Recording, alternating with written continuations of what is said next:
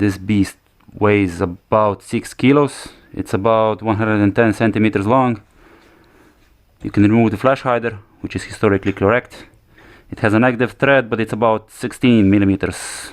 The bipod, you can adjust it when positioned over, so it's a bit lower, or if you're aiming downhill.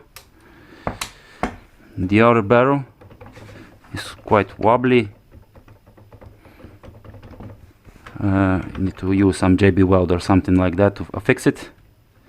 Here we have a adjustable gas regulator. Gas tube is a bit wobbly. You need to tighten it here. So this is like the front part of the gas tube.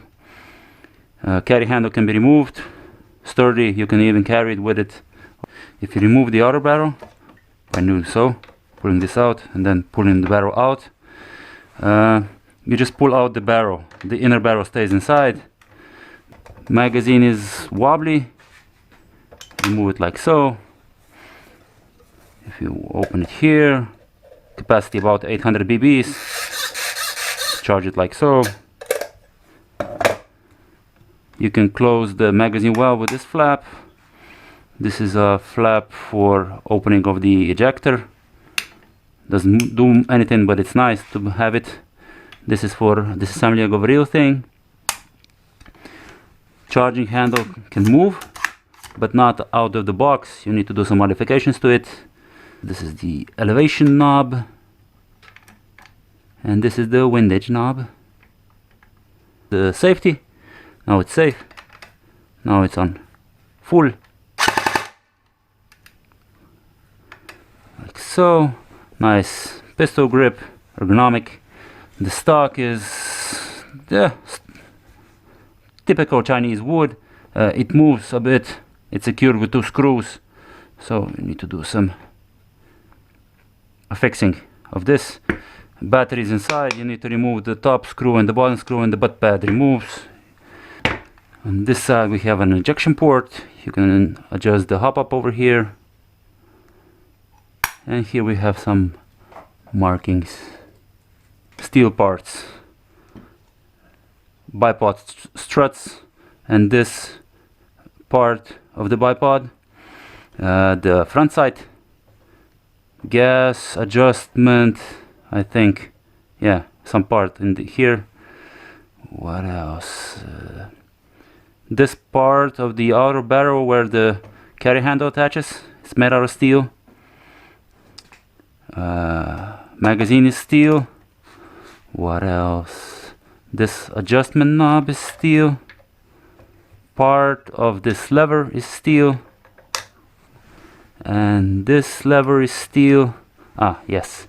The sling swivel on this side is steel. The trigger guard housing is steel.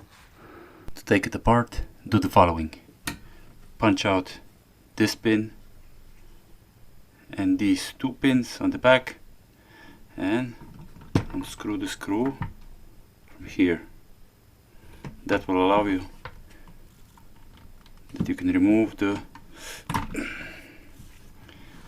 whole stock and the trigger housing. Here, car fuse and a Tamiya connector. Continuation of the disassembly. Make sure the magazine well cover is off. Remove this screw over here at the end here. This one, and here on the top right corner, and from the back of the gearbox where the spring guide is secured. Once you remove all the screws and the bipod doesn't give you a hard time, you can lift the side plate off. The magazine catch will fall off, no worries. Okay, now we have the whole side plate on. If you want to fix the charging handle, remove 1, 2, 3 screws, and this side rail will fall off.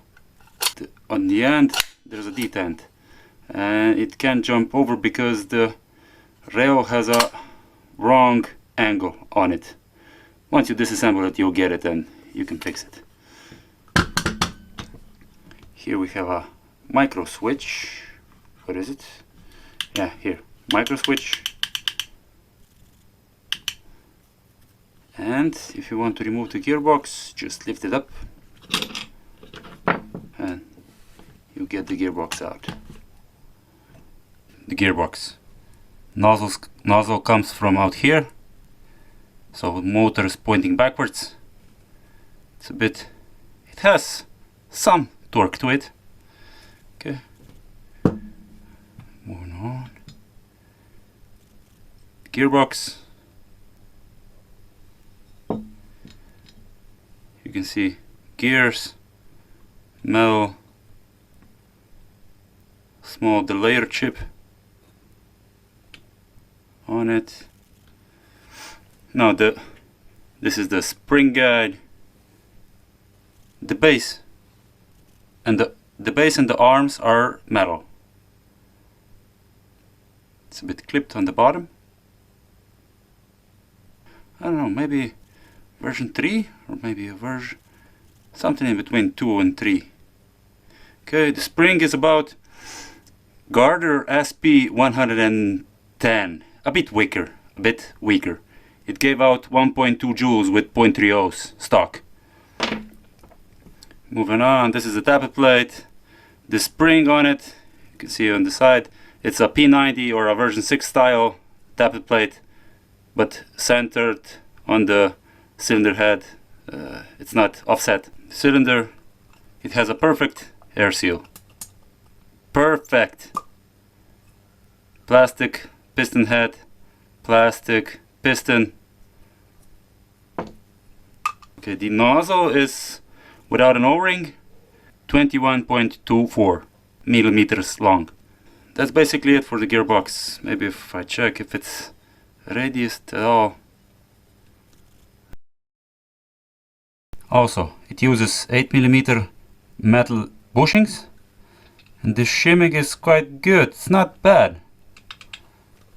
For example, here for the bevel gear, it moves a bit for like a maybe 1 shim of space. I don't know, a thin one. But the rest, listen.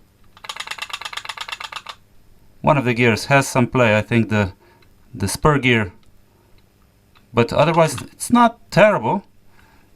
And it's a bit, maybe even under greased.